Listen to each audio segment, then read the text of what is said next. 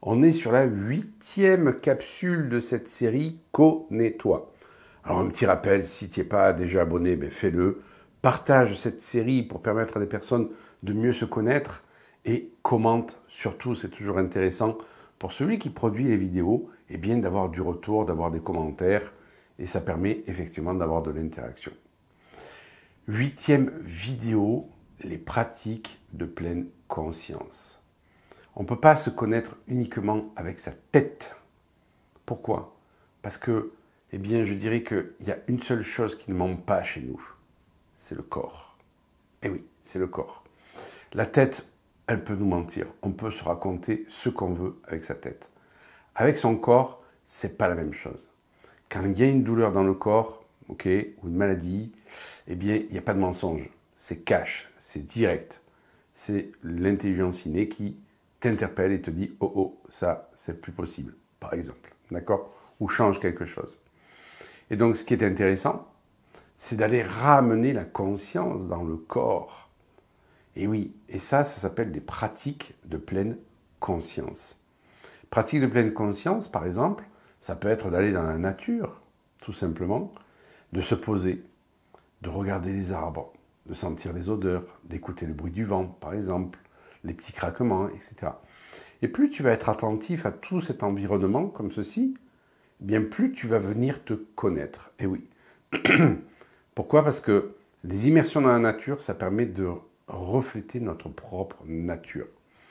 Et ça, tu le fais seul, tu le fais en silence. Tu ne vas pas aller dans la nature, parler, discuter le bout de gras avec ton ami, etc.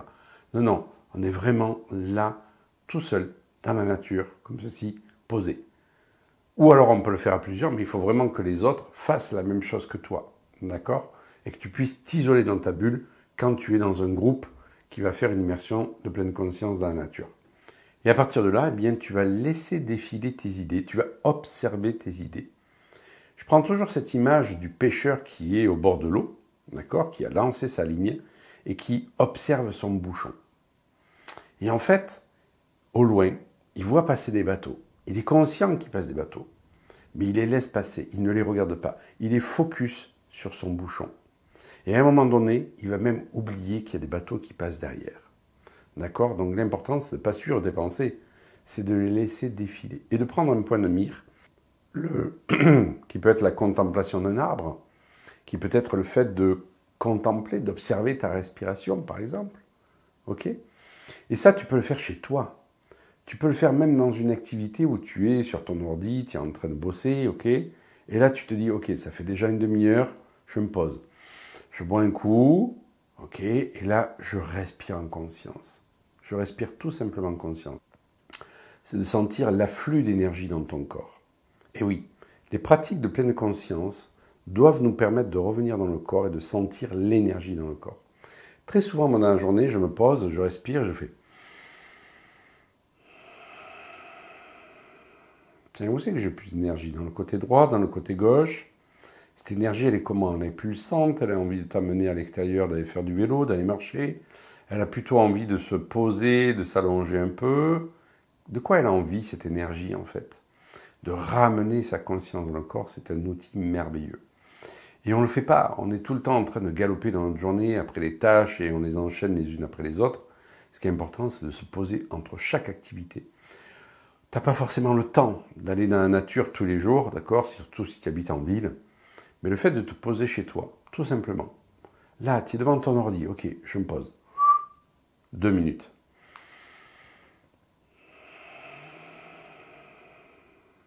Alors, ce qui est toujours intéressant, quand on pratique la respiration comme ça, de pleine conscience, c'est d'afficher un sourire. Eh oui. Parce qu'à partir du moment où tu affiches un sourire, tu renseignes ton cerveau que tu es relax. Et ton cerveau va le renvoyer dans ta musculature. Et donc, ça va te permettre d'avoir un relâchement musculaire plus important.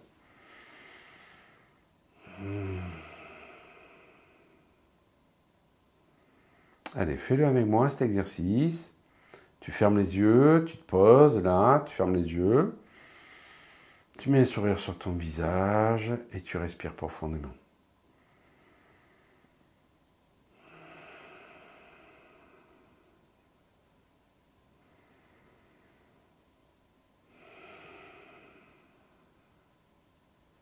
Sens la différence aussi de température de l'afflux d'air dans tes narines. Quand tu inspires et quand tu souffles. Sens l'énergie qui remplit ton corps quand tu inspires. Et cette énergie qui diminue quand tu souffles et qui se répand dans ton corps.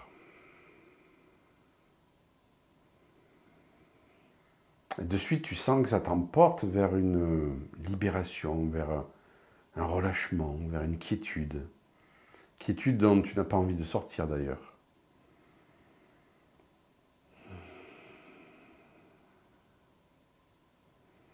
Donc tu vois, tu n'as pas besoin de méditer pendant des heures pour obtenir ce résultat.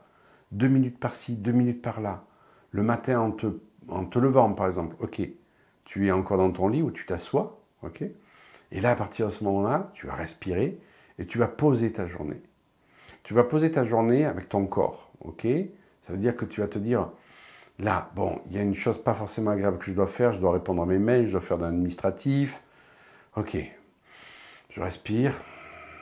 Comment je peux rendre cette tâche plus intéressante?